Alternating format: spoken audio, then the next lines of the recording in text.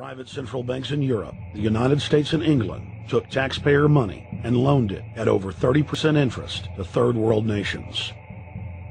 The bankers would then bribe the leaders of those countries not to pay back the loans. Their third world puppets would sign agreements stating that when the country defaulted, the banks would be given all the natural resources and infrastructure of the once sovereign lands. But worst of all, the countries would pledge future taxes paid by the people in perpetuity as profit to the private banks. By the year 2000, there were few nations that had not fallen to the designs of the money power. The globalists were now ready to start their final phase of world government takeover, the destruction of the Western nations' economies. To carry out their final takeover, they first removed banking regulations like the Glass-Steagall Act in the late 1990s. This allowed their front companies to issue unlimited credit to the world and to set up colossal Ponzi schemes, the likes of which the world had never seen. The scams were advertised by the controlled corporate media as completely legitimate. Because of the fantastic returns, private investors, corporations, state and local governments invested heavily. They had taken the bait, hook, line, and sinker. To destroy confidence, in late 2007, the bankers themselves began to badmouth the scams they had created. Next, the central bankers cut off the tsunami of fiat money that they had been using to pump up the bubble. When Congress and the public refused to write the finance oligarchs a blank check, the bankers began to engage in financial terrorism.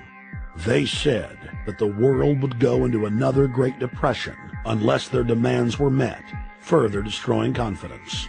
The stock market instantly had its biggest one-day loss in history, but even that wasn't enough to force Congress to capitulate to the offshore banks.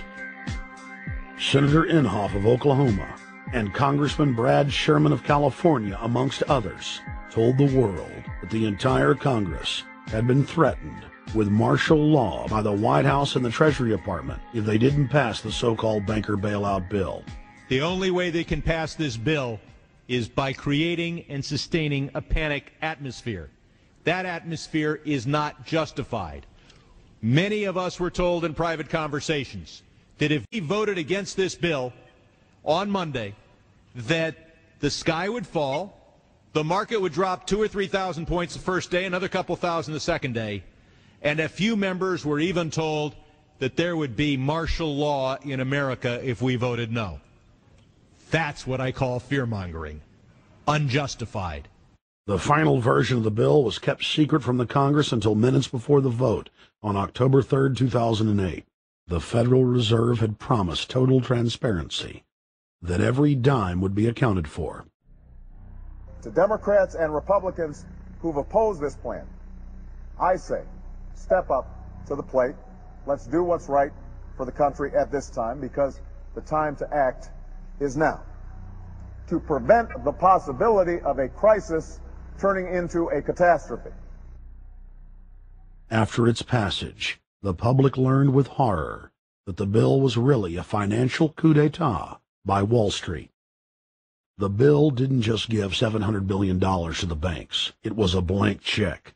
And as of February 2009, $9.7 trillion has disappeared into a black hole.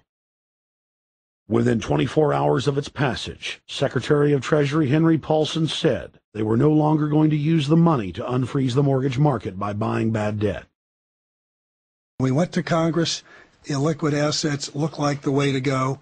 As the situation worsened, the facts change. I will never apologize for changing an approach or strategy when the facts change. Paulson has, in the meantime, admitted that the subprime mortgage crisis is not the cause, really, of the breakdown of the entire world banking system and the bankruptcy of most of the banks in London and in Wall Street.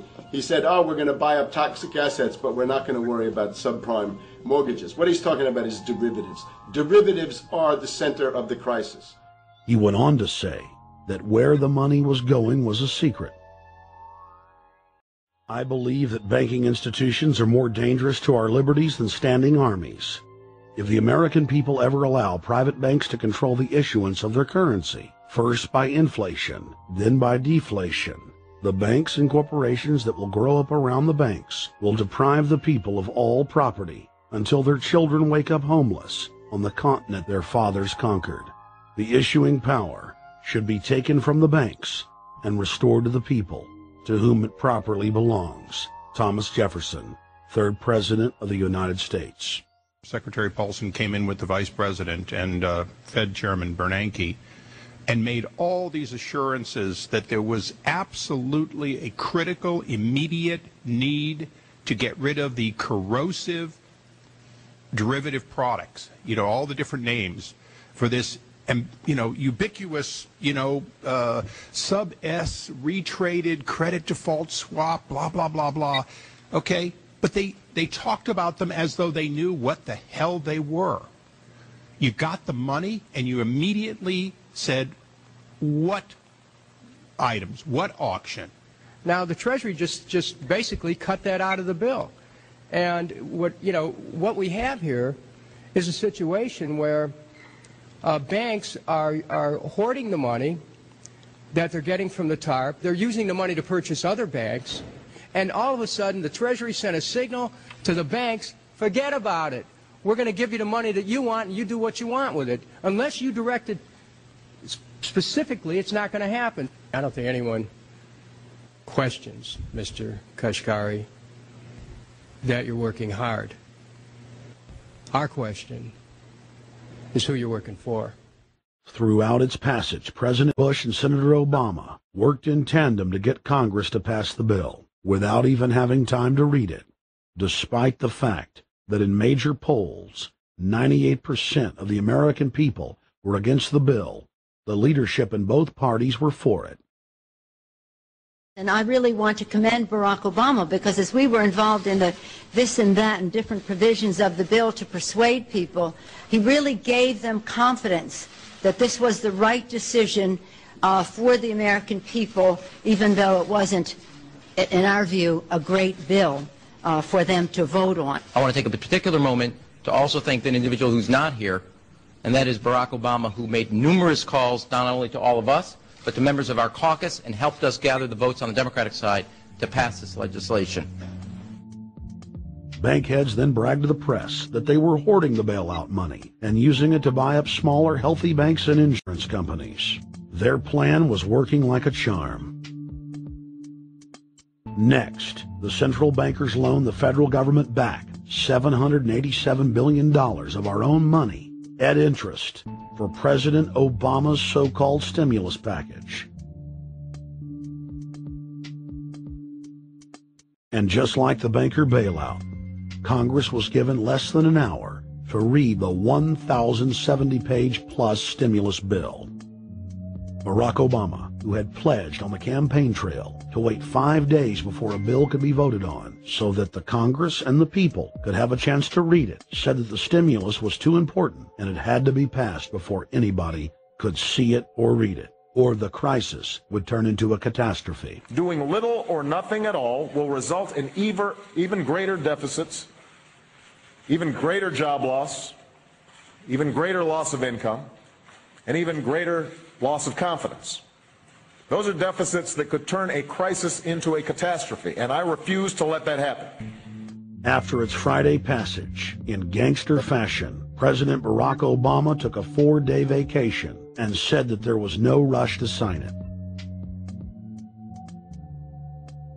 The spending bill was really a takeover bill, designed to further federalize the states and to pay off rich donors that had donated to both parties.